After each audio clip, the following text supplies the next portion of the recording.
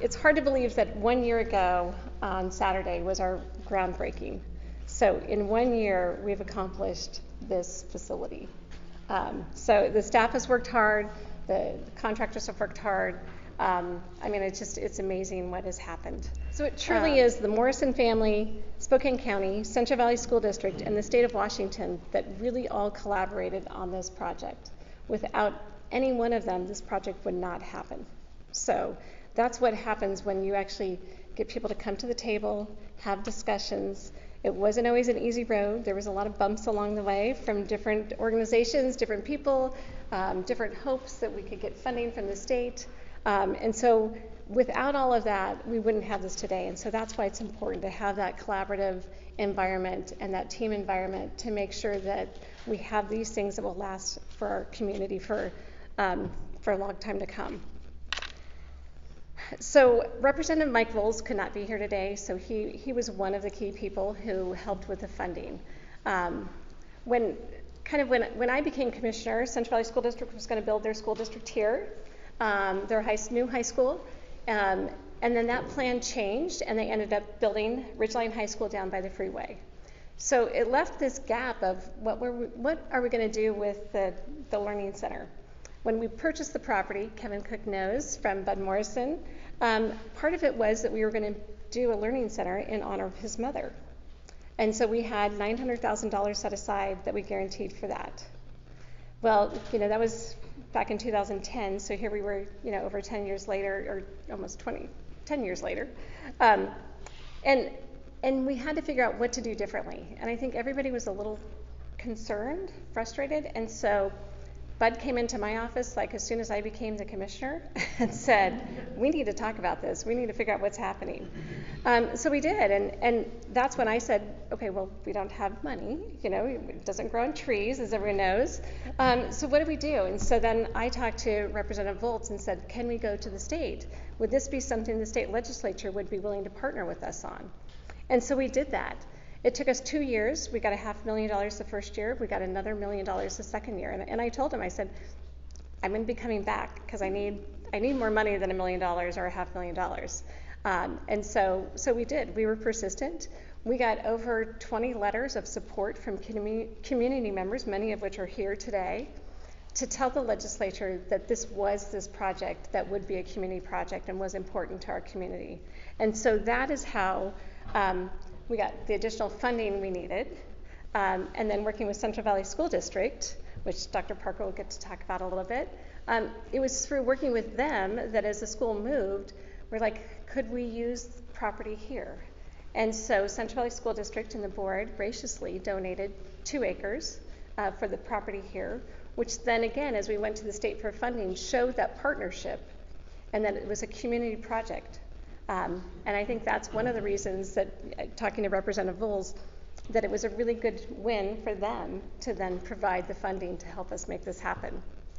So it was with all of that we're here today. So Representative Voles cannot be here, and so he asked if I could read a statement for him. Greetings to all. Since we're finishing up business in the legislature this week, I couldn't be with you today. However, I wanted to send a short note to celebrate the opening of the Doris Morrison Learning Center. Thank you to Commissioner Kuney for initiating this project, which I know will serve the community for years to come.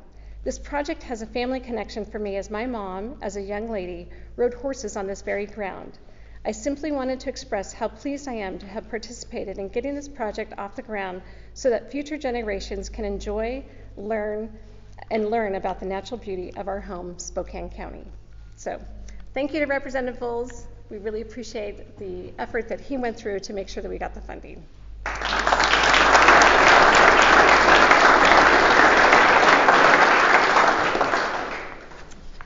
So a little bit of background on Saltese Flats. It was once a natural lake that was drained back in the late 1800s for farming and ranching activities. Spokane County has been working on the restoration of the Saltese Flats Wetlands since 2009. The first phases of the project focus on recreating the wetland habitat by capturing water runoff from nearby Mica Peak and retaining the water. Since 2009, Spokane County has painstakingly restored the original ecosystem to provide a 600-acre habitat for various wetland wildlife, from ducks and geese to otters and turtles. And as you can see on the murals, those are all the things that we do see right out here in the Saltese Flats. In addition, the addition of the Doris Morrison Learning Center will not only highlight the wetlands restoration project, but it will be a resource for learning about the area's unique history, geology, ecosystem, and wildlife. I also want to point out that it is extremely rare to find a natural area that the public can enjoy exploring, and that includes a beautiful indoor facility that offers amenities for continued learning. I like to say that this is going to be one of those key places where you get to go outdoors and learn and touch nature and come back in and talk about it and be able to clean up and do all those things that those teachers want to make happen. So we do see this as a real learning experience for the community. So with that, then I'm going to turn it over to Dr. John Parker and let him talk a little bit about Central Valley.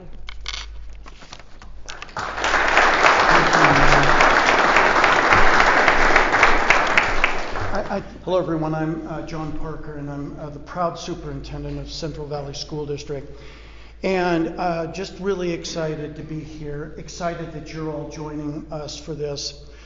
You know, what if we had an opportunity to collaborate on a project, and something that collaboration is king in this region.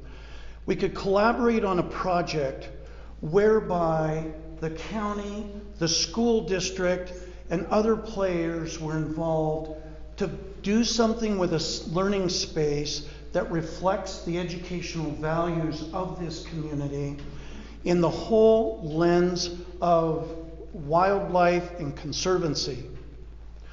What if we were able to build an interactive and dynamic outdoor classroom and learning center that really allowed kids to be engaged and get a hands-on learning experience with the environment firsthand? And what if we could also have an opportunity to honor Doris by working with Bud to build something that reflects the fact that Doris was an educator, deeply committed to her passion. And what's really nice is that reality is happening today, and we are so excited about that. The Central Valley School District is already gearing up for plans about how we can use this space, how we can schedule it with our elementary schools and our middle schools specifically. And you know, as a former science and mathematics teacher who did a lot of work with science, technology, engineering, and mathematics, we need classroom spaces where we can go and apply those principles and allow kids to be engaged in their own learning in solving real world challenges. Here it is. And we're just so deeply pleased that we get this opportunity. In some previous work I've done where we had and worked closely with the WSU Extension Research Facility in Puyallup, Washington, we worked on developing a center that was nothing like this, but it ended up being really impactful for kids, and they talked about that for years to come. This center, I just marvel at it. I marvel at the fact, again, that we could come together and find common ground on how we could reach kids and really impact science education through something as important as this. I applaud the Central Valley School District Board, and thank you for being here. And I just applaud and thank all of you that were involved with this.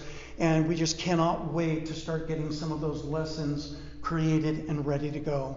So again, on behalf of the Central Valley School District, the Board of Directors, thank you everybody for being here, and we can't wait to get our hands wet and dirty in this wetlands experiment.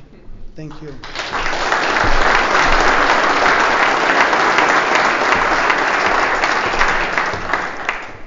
Thank you. Next, I'd like to introduce Ben Bradabo, who's our Public Works Water Program Manager. He's going to come up and speak. So thank you. You get to talk a lot about this because you spend a lot of time here. We talked a lot about this. So we're just excited for today. Yeah, thank you. Thank you, everyone, for coming. And I was asked to talk about vision for how this came to be. And I think the vision is out the window, is to look at what we see in front of us and is very exciting to see this come together and be open to the public. So I thought, I kind of like history and like introspective thinking about how we got here, and every good Earth Day presentation I think that I've ever been to talks about the first Earth Day.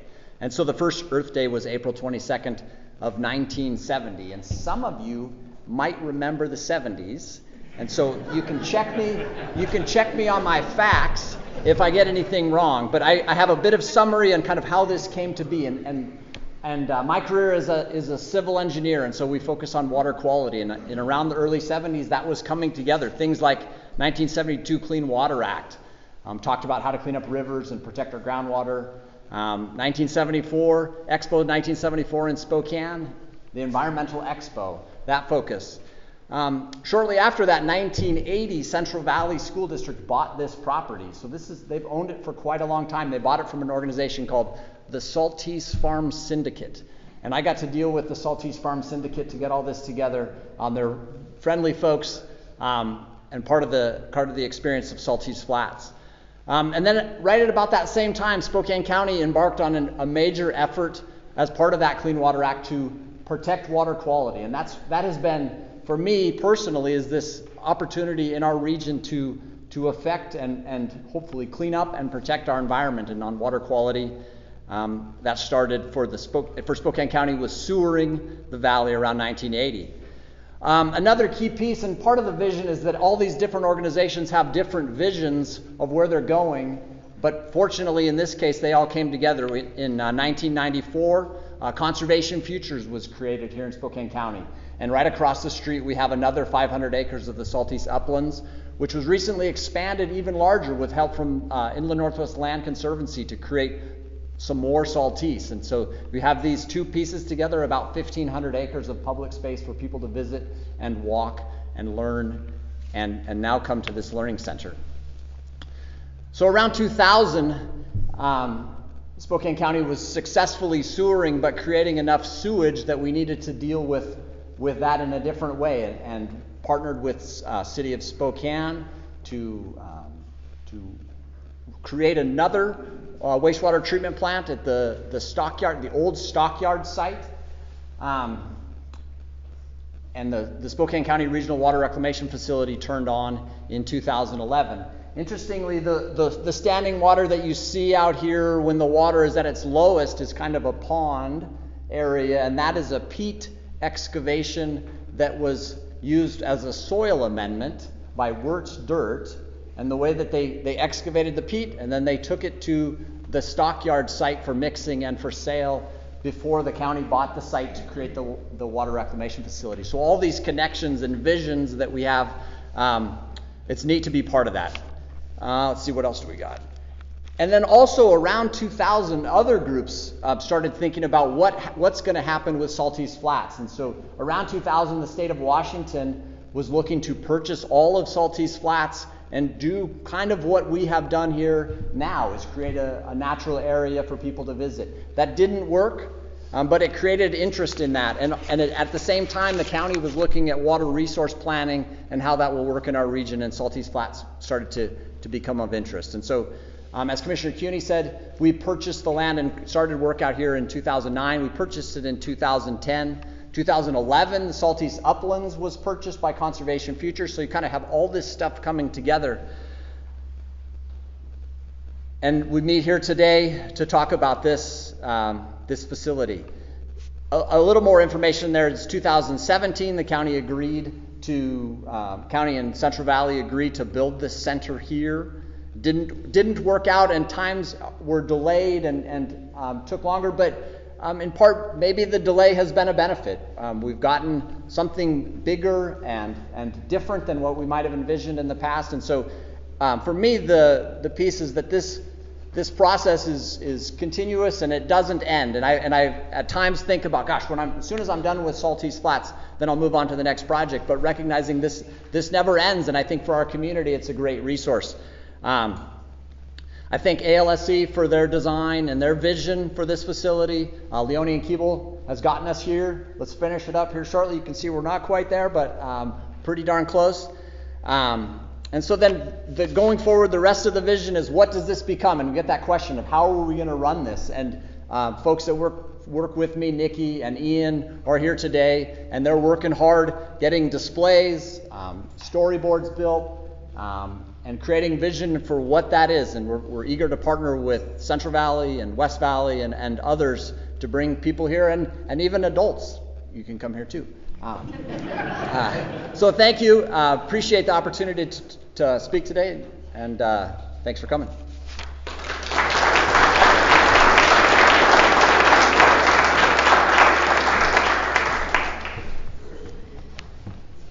So what Ben didn't say is that there was lots of conversations. Kevin Cook was the one that I have to say. Is Bruce here? Oh, there he is. And we have Bruce Rawls, who's a former I don't even know what the title was at that time. Environmental Services? Was that your title? Or were you Public Works Utility Director? Bruce was the one who actually started the conversation with Bud Morrison. So it has been going that long that we've got several retired department heads that really have helped along the way. So I just have to say thank you. And Kevin was the one that I was working with the most as we were trying to put this together. So thank you. I'm glad to see that you're here, Bruce, because truly, you're the one who started it.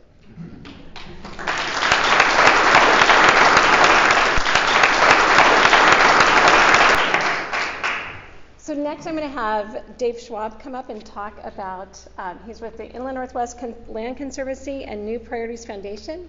And so I'm going to let him talk about his connection to the Doris Morrison Learning Center. Thanks so much for the opportunity. I just learned about the speaking role that I have today yesterday evening, so I brought some props. As a former elementary school teacher turned green building materials purveyor, I am conflicted in the degree to which I am completely geeking out on this place right now. As you look around and admire this building and recognize that it's built with natural materials and highly efficient systems to operate it, the foundation that I'm a part of helped provide the solar panels that blanket the roof that will provide renewable energy to the building. I am just gobsmacked by the beautiful design and high quality building process that we see here. And then more fundamentally, I'm struck that this building is not so much about the building, but it's about the land and the water and the natural resources that it celebrates. And so the teacher in me wants to get you all up out of your chairs and grab buckets, and we'll go down there and we'll strain for little nematodes and critters and bring them back and look through hand lenses. As Superintendent Parker was describing, I can only imagine the joy and the sounds that will echo through this building of teachers and students fully engaged and immersed literally in the natural environment that surrounds them.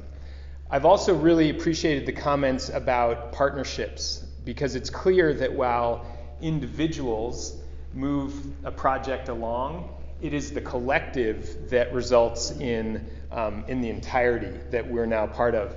And a huge part of the entirety, as one of my heroes, Ben Brattlebow, described, actually I'm someone who does remember the 70s, and I love having heroes that are so much younger.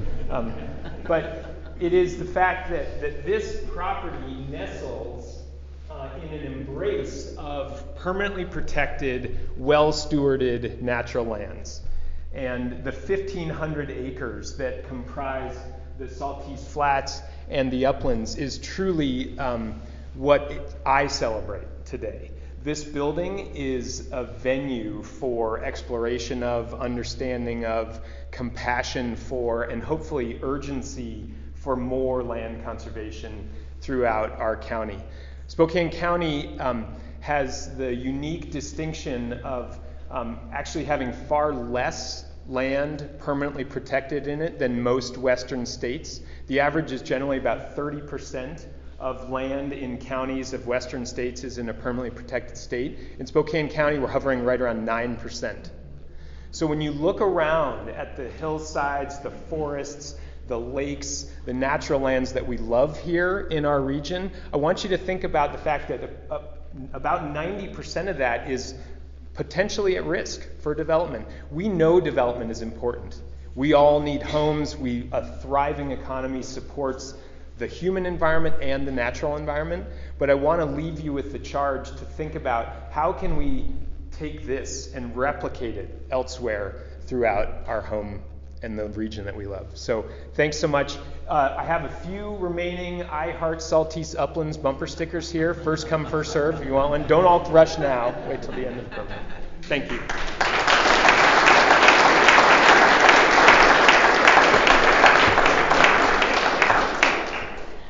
So next we're going to have Troy Bishop with ALSC Architects, who's the principal, and Tina Johannesson. I'm sure I'm messing the name up. So, okay, you guys all get to come up. And you get to talk about the building, because I'm hearing there were some special things that happened with as you guys designed it. Well, I hope they're special. So hi, I'm Troy Bishop, and I'm really here to represent ALSC and all of the consultants that worked on this project. And we really pride ourselves in making architecture that tells a client's story. And it's very rarely that we get a project where the story is very rich before we even get started. One thing about that, though, is a little bit of risk of that is you want to make sure you don't mess it up. We didn't want to mess up the story that was going to be this interpretive center. And so when we get together with our consultants and our team, we really needed to come together and think about what sort of principles should we design around to make sure that we have a building that enhances being here, but it doesn't compete. And so there was really 5 very strong design principles that I'd like to say, from landscape architecture to structural engineering, mechanical, electrical, plumbing.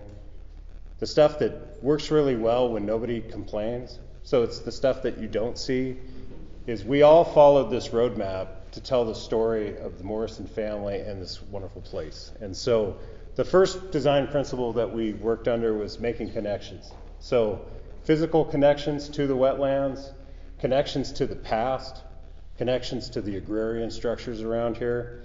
So this building really had to make all these connections and still seem kind of passively doing this. We wanted to make a place that was tranquil, so tranquility was a design principle. That again, there's this quiet presence here that almost seems like it's part of this environment, and maybe that it's even been here. It's not a new building. It almost seems like it's of this place. Maybe, hopefully, it becomes something that's a bit timeless. The really cool part that Tina and our team really brought forth is this is a learning shell. And in that learning shell, we can expose children and patrons that may not otherwise get to go outside and have the same access that everyone else has. And so that invitation to come here and learn and experiment and keep coming back, and every time we've come out here, there's a different weather condition and there's a different condition just outside here. So how does this learning shell support that?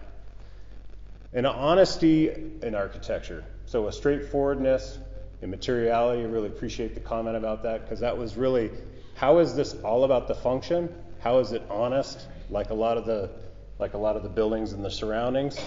And it really does kind of protect outdoor learning as much as indoor. So how are site walls blocking wind patterns? How can you learn all around this building? And then last, there had to be a certain level of flexibility. So it's not just for learning. It's not just for special events. It is for everyone in our community. And that flexibility really drove how we created this structure and ultimately how it supported this great landscape out here. So hopefully we didn't mess with the story. We enhanced the story. And I want to invite Tina to come up, talk a little bit more about the specifics of the mission here. Hi. So this building is really supporting the past with the heritage and the history, the present with the children's joy of learning, and the future, the preservation of these areas that are so precious, and keeping them beautiful. And so the space that we're in right now is the not only the exhibit space, which is kind of this section over here, but it also has a classroom space over here where you can see there's some big cleanup sinks in the back there. But as in this joyous event, we get to use the entire space for something, so it's very flexible, and hopefully it will grow with the needs of Spokane County to use this space as they see fit. The future also is in, the fact that we're framing the future. We're framing the Saltese. We're framing everything that's so beautiful about this space. And we're not trying to overcome it. You can see that we have some larger overhangs on the south, and that helps protect some of that area on that side, so people visiting can walk along this edge and be somewhat protected from the weather if it's not as beautiful as today. We also have this all facing south, so as noted before, above you there are some beautiful photovoltaic panels on the roof. And in the back here, there's a display that will show everybody that comes here, children learning about sustainability, can see how much power this building is generating and how it works with the environment. There are some operable windows along the base of this wall as well, which would help capture the prevailing winds from the southwest and help cool the building during a beautiful spring or fall day. So just one last thing for the entire design team is they very much, everybody got on board with the mission, and we just hope that this learning shell serves on the mission that everybody hoped for. So thank you very much, and we're honored. So our last speaker, and then I'll wrap it up, but Bud Morrison couldn't be here today. He is not feeling well. So we have his daughter and his son that are here. So Sherry Morrison-Ide and Brian Morrison are going to be speaking to tell us a little bit about kind of their family history. They'll be able to point to the family farm and talk a little bit about Doris Morrison. So that Brian and Sherry.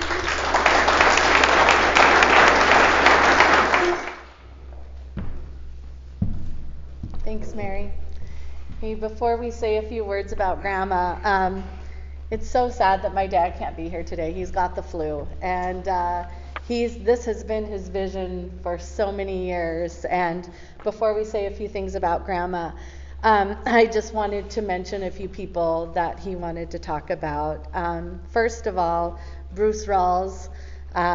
It was you that engineered buying the land from him 17 years ago. And my dad said, the one thing Bruce promised me is that when we did this learning center, that it would be a world-class facility. And so thank you for that and honoring that, and it's just amazing. We're so pleased. Kevin Cook, for taking the spot, for filling in after Bruce retired and just making sure that things continued. Ben Bradabo, thank you for managing the project. Nikki Fighton, my dad, just for running the whole project. And then Laura Goff for the beautiful storyboards that you created. Dan Olson, a family member of ours, my dad's cousin, thank you for bringing this all together. But especially Mary. Without you, none of this would have happened. So my dad, when I was talking to him this morning, he said, Mary really reminds me of my mom. He said, without Mary, this wouldn't have happened. And Mary is that get it done kind of person, just like Grandma was. Like, if there's a will, there's a way. And so we just thank you for everything.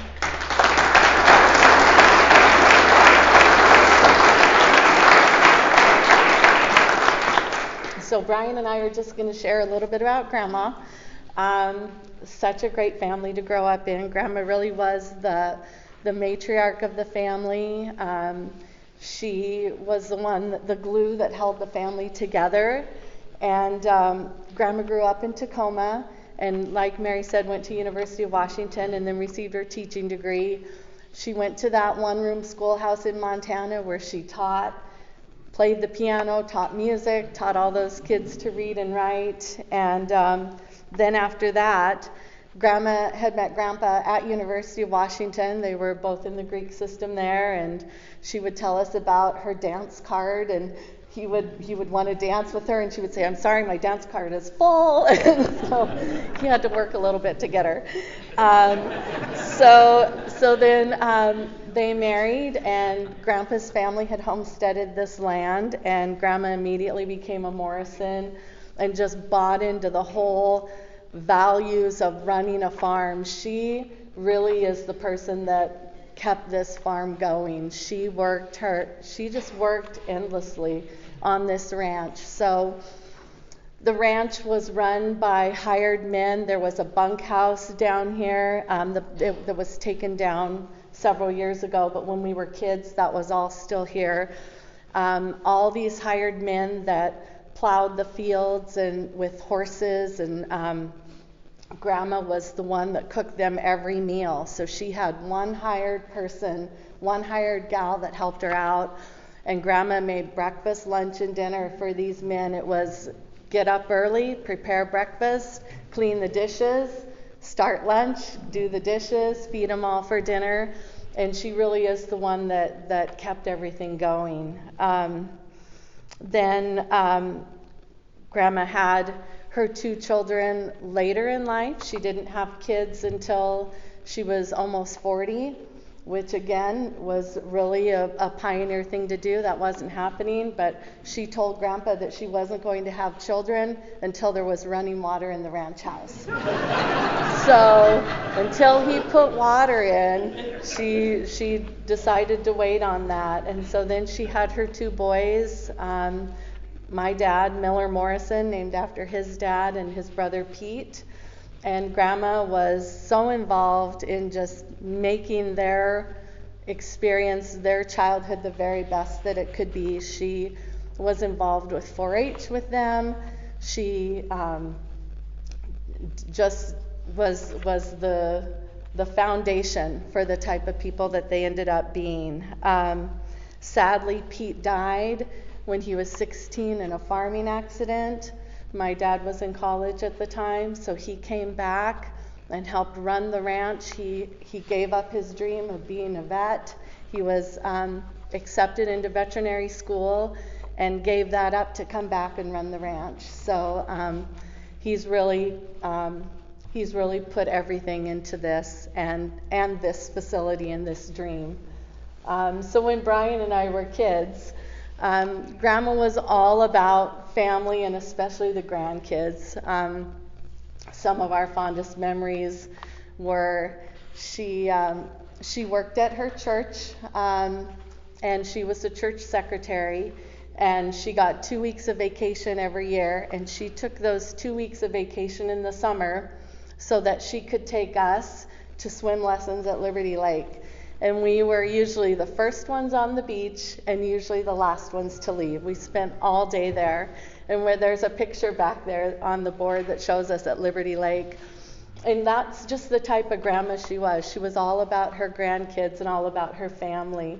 She never missed a soccer game, a concert, a basketball game. She was at every event that we had. She was our biggest cheerleader. And even into adulthood, Brian has a fun story about when he was in his 20s. Yeah. And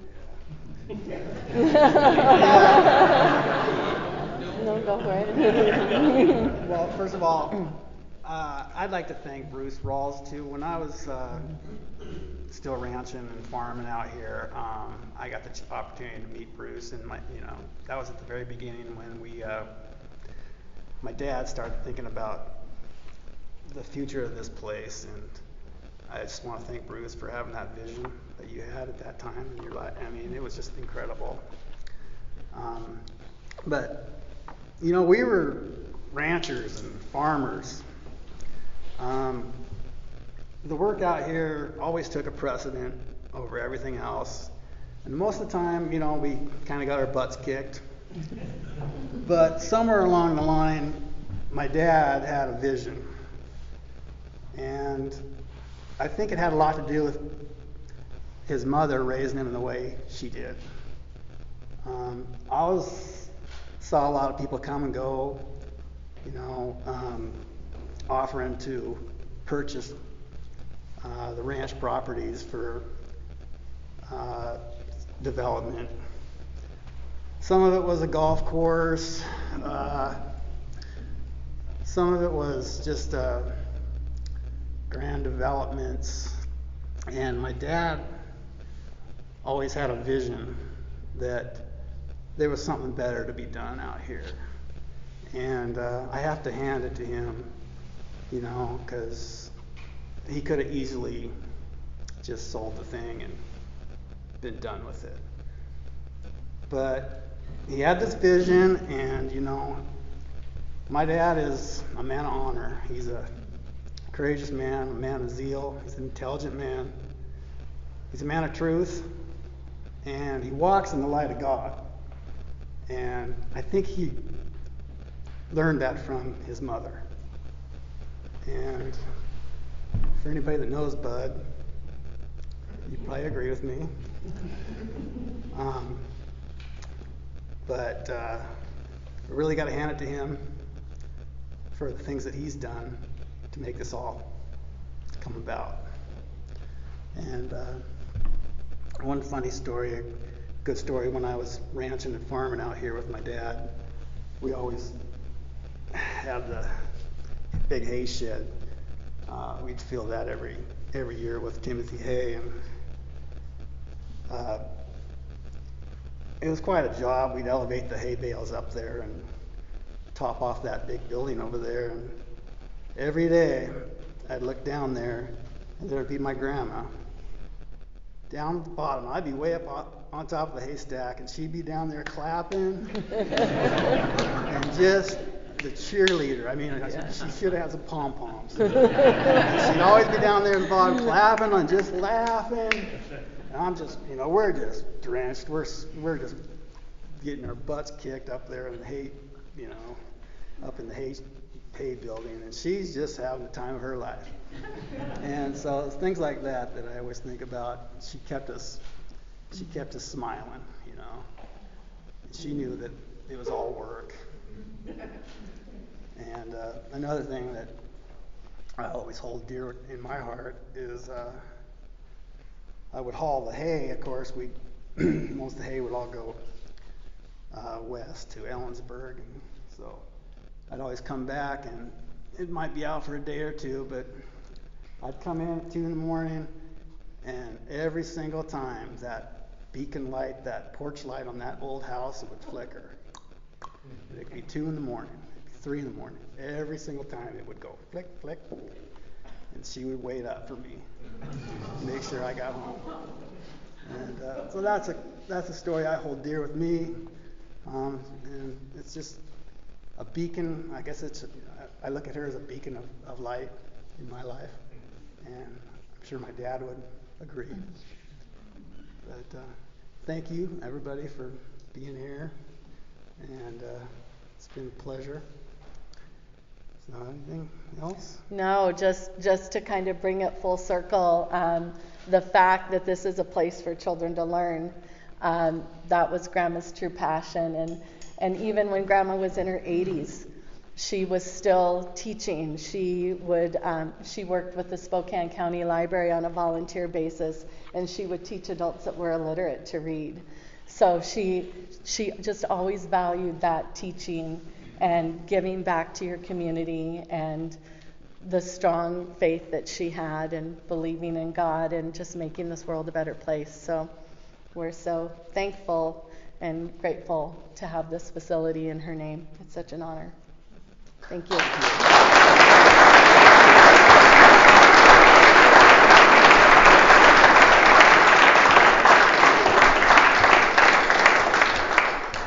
Thank you. Your dad would be very proud. No, you guys did a great job. So, thank you again all for being here. As we gather today, this center is intended to be a point of celebration and connection between the Saltese Flats and the visitors that are here. Spokane County has created this life cycle project that will can reward the community with great experiences while interacting with the outdoors and creating memories spanning generations. Okay, there you go. Okay, you guys can get started. Wow. Okay. Yep. 1, 2, 3. Woo-hoo!